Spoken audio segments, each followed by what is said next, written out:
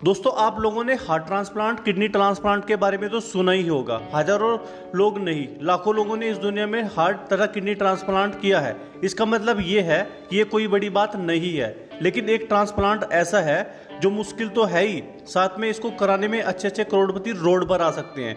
मैं यहाँ पर बात कर रहा हूँ ब्रेन ट्रांसप्लांट की। सुनने में ही कितना आश्चर्य लग रहा है कि एक दूसरे इंसान का दिमाग एक दूसरे इंसान में लगा दिया जाता है।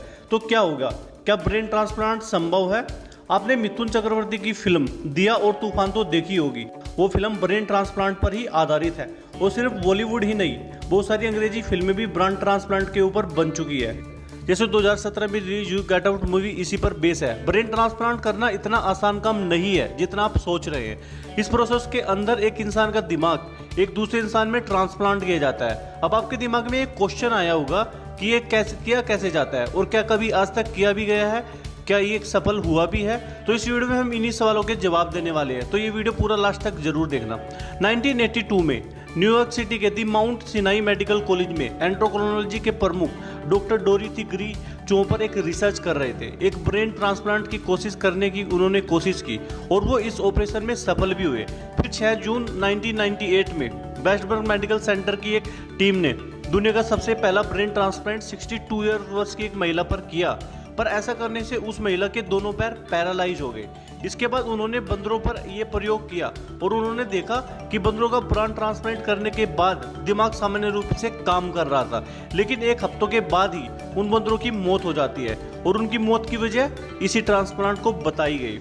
अब ये सुनने के बाद आपके दिमाग में ये विचार आ सकता है कि जब गुर्दे किडनी अच्छे से ट्रांसप्लांट किए जा सकते हैं तो ब्रेन का ट्रांसप्लांट संभव क्यों नहीं हो पाया? आखिर किसी और के दिमाग को हमारा शरीर क्यों नहीं स्वीकार कर पाता? मस्तिष्क हमारे नर्वस सिस्टम के लिए हमारा कमांड सेंटर होता है, जो हमारे शरीर के डेटा लेता है और हमारी मसल को निर्देश देता है। वास्तव में हमारा दिमाग इतना काम करता है कि हमारे शरीर की 20% ऊर्जा सिर्फ हमारे दिमाग को चाहिए होती है। जब हम मर जाते हैं तब हमारे शरीर में कोई भी न्यूरल एक्टिविटी नहीं होती है, लेकिन मशीनों के जरिए हमें कुछ समय तक जिंदा रखा जा सकता है। लेकिन एक सप्ताह के भीतर ही हमारा शरीर काम करना बंद कर देगा। मस्तिष्क के मरने पर हम टेक्निकली मर चुके होते हैं। मरने के बाद पोस्टमार्टम के बारे में तो आपने सुना ही होगा। पोस्टमार्टम में किडनी, दिल और बहुत सारे अंग निकाल लिए जाते हैं और उन्हें दूसरे इंसानों में लगाया जाता है। सिर्फ एक दिमाग ही ऐसा पार्ट है जो ट्रांसप्लांट नहीं किया जा सकता। अब आपके दिमाग में एक सवाल आया होगा कि जैसे शरीर के बाकी पार्ट ट्रांसप्लांट किए जाते हैं, क्या वैसे ही दिमाग को ट्रांसप्लांट नहीं किया जा सकता? इस सवाल को 2013 में येल यूनिवर्सिटी के न्यूरोसर्जन के प्रोफेसर से पूछा गया था। उन्होंने कहा था कि ऐसा ऑपरेशन भविष्य में सफल हो सकता है, लेकिन अभी हम इसके आसपास भी नहीं है। इसका कारण ये है कि नए मस्तिष्क के स्पाइनल कॉर्ड में नर्व फाइबर को जोड़ने में बड़ी मुश्किल होती है।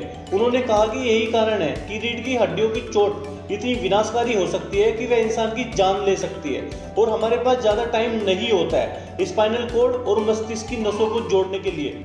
और एक और खास बात, ट्रांसप्लांट होने तक दिमाग को जिंदा रखा जाता है। ट्रांसप्लांट शुरू होने से पहले दिल और गुर्दों को ठंडा करना पड़ता है, जिससे कि नर्व सिस्टम काम करता रहे। और जिसका शरीर पर ब्रेन ट्रांसप्लांट किया जाता है उसका इम्यून सिस्टम भी अच्छा होना चाहिए, नहीं तो उसकी जान भी जा सकती। अब आपके दिमाग में ये क्वेश्चन आया होगा कि अगर हाइपोथेटिकल और हाई इंटेलिजेंट दिमाग को अपने अंदर ट्रांसप्लांट कराना हो तो उसके लिए क्या किया जा सकता है? तो इस ब्रेन ट्रांसप्लांट के लिए लगभग 13 मिलियन जितनी रकम की जरूरत पड़ती है और इस प्रक्रिया में लगभग 150 ऑपरेशन होते हैं और इस प्रक्रिया में लगभग 36 घंटे का समय लगता है। ट्रांसप्लांट में सबसे अहम प्रक्रिया है ब्रेन को फ्रीज करके रखना पड़ता है, जिसमें दिमाग की नर्व्स को रोक दिया जाता है और दिमाग को मरने से बचा लिया जाता है।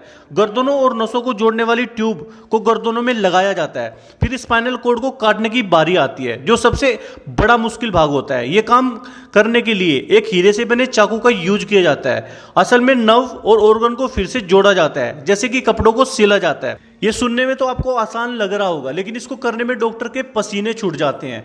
आप सभी को पता है कि ब्रेन कितनी पावरफुल चीज है, इससे आप लाइफ में कुछ भी पा सकते हो। यार, अगर ब्रेन ट्रांसप्लांट पॉसिबल हो पाता तो इतने भी इंटेलिजेंट जितने भी वैज्ञानिक हुए हैं उनके ब्रेन को किसी दूसरे इंसान में ट्रांसप्लांट किया जा सकता था और उनको भी इंटेलिजेंट बनाकर काफी सारे प्रयोग किए जा सकते थे। तो दोस्तों, यही था आज का वीडियो ब्रेन ट्रांसप्लांट के ऊपर। तो आपने देखा कि ब्रेन ट्रांसप्लांट अभी संभव नहीं है, फ्यूचर में हो सकता है लेकिन अभी संभव नहीं है। अगर आपको ये वीडियो पसंद आए तो वीडियो को लाइक और शेयर करना मत भूलना। अगर चैनल पे पहली बार आए तो चैनल को भी सब्सक्राइब कर देना। Thanks for watching.